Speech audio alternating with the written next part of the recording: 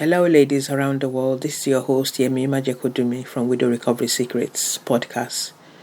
Thank you again for listening and sharing our podcasts. Thank you for being faithful followers and listeners. I hope you are getting at least something from my weekly downloads. I'm sorry if you're here for the first time and you've just found this podcast. I pray you get stronger and find your way through your loss. Life might not seem the same now, but when you get stronger, I hope you can claim a greater hope. And to those who have been faithful followers, thank you for downloading and sharing to friends and acquaintances, family members. Don't forget to rate us. A 5-star is good. You can subscribe to our podcast by using the link in the summary notes. And this gives you access to new and fresh material. Our Widow Wellness Support Group is available also to access each month at a minimal donation. Get your tickets at Eventbrite today. You get to link in with an organic group of widows to gain strength and support and share knowledge and also hear people's different journeys and where they're at. To do that, go to walkingoutofwidowed.com. Remember, I continue to serve you as a coach one-to-one to single women or widows looking to strengthen their relationships, career change, upskill, leadership skills, faith, grief recovery, and more. Basically, I work with you to grow from where you are to solve one particular problem or niggling change you require in your life. And I also speak at events as a motivational speaker, socially or in the work setting, especially on mental health care and mental health prevention. For more of what I do, go to walkingoutofwidow.com. And all the links I've mentioned, read the wellness group, and for my e-notes, you'll find everything in the summary notes of this podcast. So today's podcast 129. The topic I'm looking at is how your environment and how people see you in that environment and how this can impact your success and personal growth. So to reiterate, do you know that the effect of how others see you in each environment can either enhance your overall growth or hinder it? The ability to thrive is based especially where you find yourself and the people you spend most of your time with. A wise person did say that to me years ago, but now it's beginning to make more sense. The constant you see and you live in has a huge consequence on your growth and self-perception. Yes, life and circumstances will take you to different places. So this means you'll be among people new and of different experiences. But the more you spend time with people and the same environment, you become influenced and impacted by them. Influence could be positive and influence could be negative.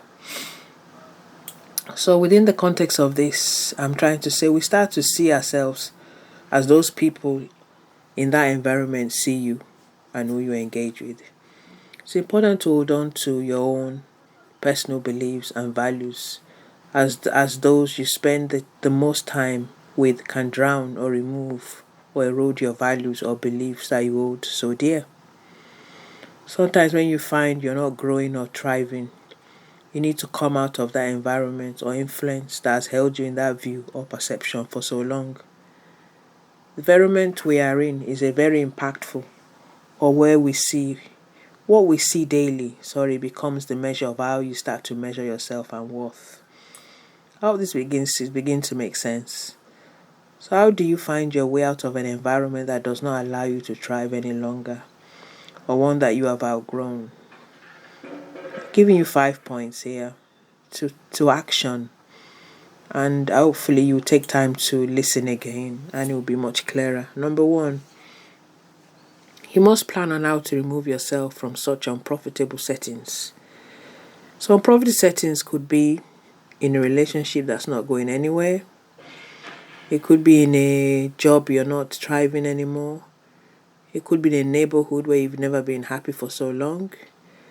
It could be on a course that you're not really able to commit and not getting. It could be anything, really.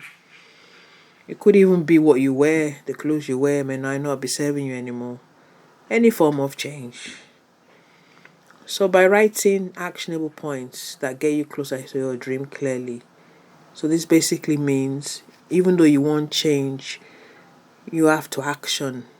That could start by writing them down as something you can see daily. And you must be able to measure and feel the impact of such actions taken daily. Number 2, you must retrain your mind daily to refocus on what new dreams you want to achieve. And this also involves unlearning certain habits and letting certain things go. This could mean listening to high achievers who have been where you are and have made it out of the most stagnating environment. Number 3, you must write your plans and objectives, keeping them before your eyes daily. It's the first thing you see when you wake up on your desktop or phone, or the last thing you see before you go to sleep. Number 4, you seek the direct help of people doing what you are doing. Join positive professional groups or practical masterclasses to rewire and reignite dreams held but seemingly dead. Number 5, sometimes practical learning rather than theoretical learning allows you to shave off years of learning. This means it will take lesser years to acquire the knowledge required when you do it as a practical course. Learn or gain knowledge or accreditation where you can practice and learn at the same time. Remember, as I always say, I'm a Christian, so I refer to the Word. The Word of God states you can do all things through Christ who strengthens you. You are not the negative projection of views of those you happen to be around day in and day out. You confess to refute all negative thoughts you have of yourself or what others think of you. Remember, to make the change you ideally want must come from you first, and other factors will start to align.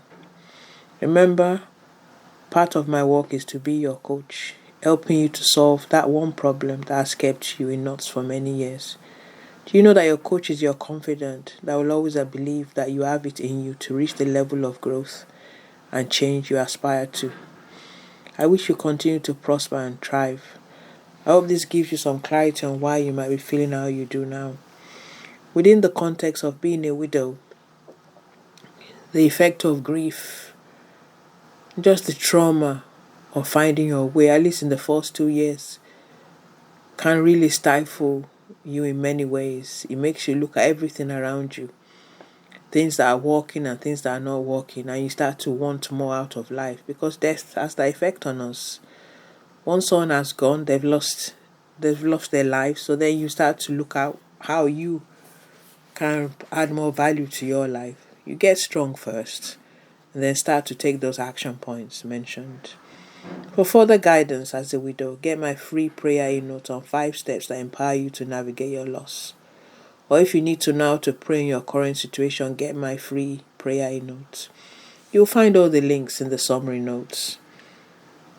I hope this helps. Signing off now. This is your host, Yemi Majekodumi from Widow Recovery Secrets Podcast. Do feel free to reach out to me on social media, on Instagram. Just drop a line, DM me on your views on my podcast, or if you have a question. Thank you for listening and sharing our podcast. Please continue to listen, download, and share our podcast. Please do not forget to rate us and leave your comments. A 5-star is good. I've left you a link in my podcast now to leave comments. You can subscribe to our podcast using the link in the summary notes. This gives you access to new and fresh information. Our Widow Wellness Support Group is available to access every third Saturday each month at a minimal donation.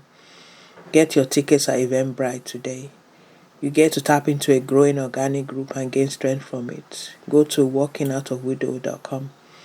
I continue to serve you as a coach one-to-one to single women or widows looking to grow in relationships, career, leadership skills, upskilling your current skills, faith, grief recovery, and more. Basically, I work with you to grow from where you are, helping you to solve that one problem or more you want to shift or change. Connect with me directly via social media. I would love to hear from you. For more, go to walkingoutofwidow.com. All links are in the summary notes. Do stay well and stay blessed. Thank you very much. Remember, if I can do it, you can do it. Please, dare to dream greater when you recover. Thank you.